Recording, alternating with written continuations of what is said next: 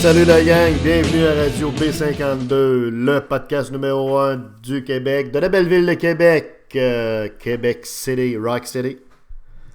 On passe ça avec nos prédictions 2017, en ce début d'année, afin de bien prédire les choses. On a regardé l'ensemble de l'œuvre, ce qui se passait depuis les quelques dernières années, surtout la dernière année 2016. On a regardé un petit peu les tendances, etc. On en est arrivé à quelques prédictions, pas une tonne, mais quelques prédictions qui nous semblent importantes, qui nous semblent surtout réalistes et qui vont se réaliser. La première, alors il y a quelques prédictions qui touchent l'international et il y en a quelques-unes qui touchent le Québec plus spécifiquement. Et c'est varié, hein? Ça peut toucher différentes choses, comme vous allez le voir. Au niveau international, la compagnie Sears, qui est en sérieuse difficulté financière depuis déjà quelques années, comme beaucoup d'entre vous le savent. La compagnie Sears va faire faillite en 2017. La faillite de Sears, ça implique la fermeture de 1500 magasins. Ça implique la perte d'emploi d'environ 178 000 employés. Vous savez, Sears, on a vérifié les chiffres, ça fait 20 trimestres consécutifs qui sont dans le rouge, qui perdent de l'argent. En 2016, ça a fait autoriser une ligne de crédit de 200 millions pour être capable de couvrir leurs frais. Ils ont fait des pertes de 1 milliard en 2016. On comprendra, là, 200 millions, 1 milliard, hein, l'équation est un peu débalancée. Fait que, tout ça pour vous dire que, malheureusement, Sears n'a pas été capable de s'adapter à la nouvelle réalité du commerce de détail des dernières années. Ils n'ont pas été capables de rajeunir le branding, de cibler davantage des produits qui plaisent à une clientèle en 2015, 2016, 2017 bientôt. On a toujours du stock qui fait un petit peu vieillot, un petit peu empoussiéré, tu sais. Quand tu rentres chez Sears aussi, il me semble que tu aurais toujours le goût de passer à la lieuse. Je dis pas que c'est sale, mais tu sais, c'est pas très, très chic et de bon goût, là, tu sais. Dans le merchandising également, la présentation des choses, tu arrives là-dedans et tu es un petit peu mêlé, là, tu sais. Le commerce électronique est un actif pour une compagnie qui fait du commerce de détail traditionnel. Il faut que tu vois ça comme un complément, pas comme un ennemi. Or, c'est malheureux, mais des vieilles compagnies qui n'ont pas su s'adapter comme Sears, au lieu de capitaliser sur le commerce électronique, puis par exemple, je sais pas, moi, de vendre sur le commerce électronique les 20 produits qui te rapportent 80% de tes bénéfices, c'est la loi 2080, des choses comme ça. Bref, on a essayé un paquet d'affaires. On a mis dehors, je sais pas combien d'exécutifs, de PDG. Celui qui est là actuellement a essayé un paquet d'affaires lui aussi. Bon, ben, je pense qu'à un moment donné, c'est too late. C'est quand tu arrives à 3h du matin, le party est fini, comprends-tu? Il y a de la bière dans la piscine, des capotes qui flottent, puis tout ce que tu veux, comprends-tu? Comment tu voudrais faire un reset, puis un rewind, il est trop tard, le party est fini.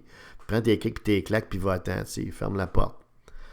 C'est ce qui va arriver à Sears. C'est malheureux parce que Sears avait quand même un bon potentiel. C'est un magasin qui était pratique aussi parce que tu avais des choses de quand même, malgré tout, pratico-pratique là-dedans, tu sais, que tu pouvais aller te procurer des fois des prix intéressants mais bon. C'est un bel exemple d'une compagnie qui n'a pas su s'adapter au niveau marché, au niveau commerce sur le web, entre autres.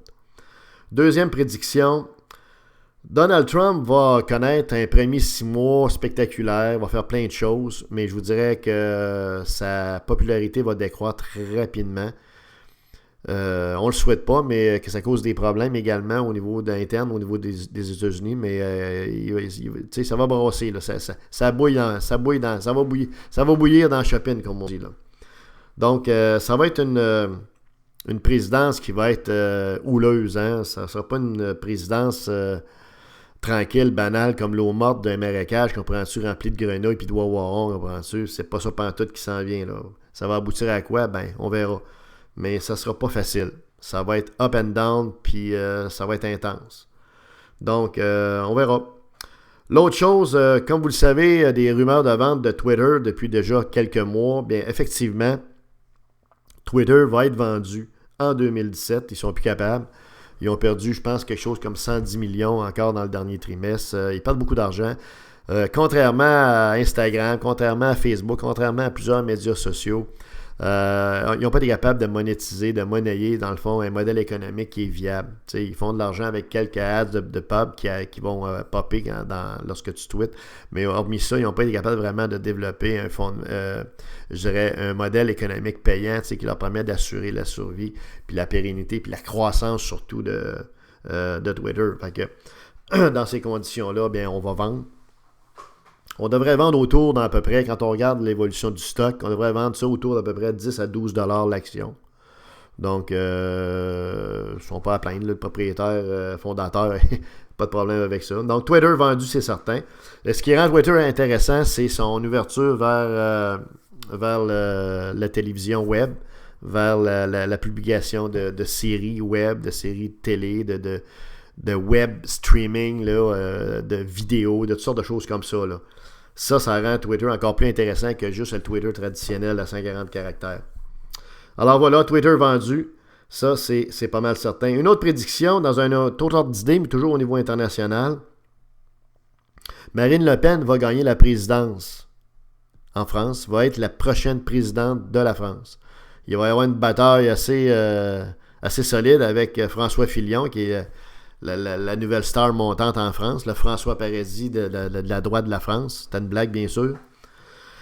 Mais en bout de ligne, c'est Marine Le Pen qui va l'emporter puis qui va surprendre le monde entier, sauf vous, moi et les gens qui suivent un peu ça. Parce que Marine Le Pen va être une très très bonne présidente. Ça prend quelqu'un en France qui est capable de redresser la barque parce que la barque est pleine de trous et elle coule, là, tu sais. Sous notamment les problèmes de non-intégration des immigrants et bon, tout ce que vous savez. Il y a un paquet de problèmes en France. L'économie est sur le cul en plus. Donc, ça prend quelqu'un qui va être capable d'avoir les bonnes idées, les bonnes politiques, les bonnes mesures économiques, les bonnes mesures au niveau de l'immigration pour être capable d'amorcer un début de semblant de redressement de ce pays-là. Sinon, c'est la fin des émissions, l'Indien, la neige en l'écran, le buzzer. Marine Le Pen, présidente de la France. Voilà pour le volet international. On a mis à avoir quelques prédictions, quelques-unes, mais d'avoir des bonnes, des solides qui vont se faire, qui vont se réaliser, c'est le cas. Maintenant, quelques prédictions locales dans notre beau Québec. Régis Labaume va être battu. Un nouveau candidat va se présenter, va s'annoncer dans les premiers mois de 2017 et il va battre Régis Labaume. Ça va être une bataille serrée, mais en bout de ligne, Napoléon va devoir céder son cheval et céder son trône à une autre personne. Deuxième prédiction, le prochain chef du Parti conservateur au fédéral va être un Québécois. Et ça va être soit Stephen Blaney ou Maxime Bernier. Le Parti conservateur a de fortes assises dans la très grande région de Québec, pas juste la ville. Ils ont intérêt aussi à avoir maintenant un chef de parti qui est du Québec, qui parle français et qui parle bien anglais, qui est un vrai bilingue et non pas un anglais qui essaie qui parle français comme s'il y avait trois bouchées de gomme dans la bouche, tu sais. Alors, je pense que le timing va être bon pour soit Blaney ou Bernier pour prendre le lead du Parti conservateur du Canada et combattre là, le Parti libéral du Canada et Justin Trudeau. Ça prend quelqu'un qui va avoir nécessairement des idées différentes de Trudeau, qui va avoir un charisme aussi, qui va avoir pas le même genre de charisme que Trudeau, mais un charisme également. Donc, je pense que ces deux bonhommes-là peuvent l'avoir, ce charisme-là, et ont certainement les connaissances et le bagage économique pour redresser la barque, parce que Trudeau est en train de faire couler le bateau solide avec 30 milliards de déficit annoncé au lieu des 10 milliards maximum qu'il avait promis au niveau du déficit. Alors voilà. La troisième et dernière prédiction au niveau local, c'est la fin de François Legault comme chef de la CAQ. On en a parlé dans un précédent podcast. Monsieur Legault est un gentil monsieur, intelligent, tout ça, pas question pas là. Il n'y a aucun charisme. Et en plus, ce n'est pas quelqu'un de droite. Vraiment, truly, là, tu sais, vraiment là, transparent, solide. Le jupon dépasse tout le temps. À sa place, moi, je m'en retournerais dans mon vrai parti, dans ma vraie gang, le Parti québécois ou encore le Parti communiste solidaire. C'est une aberration de voir un monsieur comme ça qui est de gauche à la tête d'un parti qui se prétend, en tout cas, aux dernières nouvelles, qui se prétendait toujours de droite. Ben, là, je pense qu'il y a un turmoil à l'intérieur. Je pense que ça commence à graffiner à l'intérieur. Sérieusement, on voit que le parti ne peut pas gagner le pouvoir avec le gars à sa tête. Le parti vivote. Ce parti n'est pas capable de grimper d'épaule. Et avec le cardinal Lisée qui vient d'arriver à la tête du Parti québécois puis qui va peut-être drainer un petit peu plus pour quelques points de pourcentage de vote, ça va être encore plus difficile pour la CAQ. Alors, ça va prendre quelqu'un à la tête de la CAQ qui a du charisme, qui est de droite, puis qui va vraiment prendre le bâton du pèlerin, puis qui va prendre le lead, puis être sympathique, empathique et persuasif auprès de la population québécoise pour faire valoir ses idées, pour faire valoir un projet de société, faire valoir quelque chose de stimulant, de motivant, d'excitant, de mobilisant pour le monde. Actuellement, c'est un pâté chinois qui est trop cuit dans le four. Tu le sors, il est noir, il n'y a rien, tu n'as pas le goût de manger. Tu n'as même pas le goût de le prendre, de le mettre au vidange. Il n'y a rien qui est proposé aux Québécois actuellement. Il y a une fenêtre d'opportunité pour la CAQ, mais pour la saisir, ça va prendre un nouveau leader. C'est comme ça.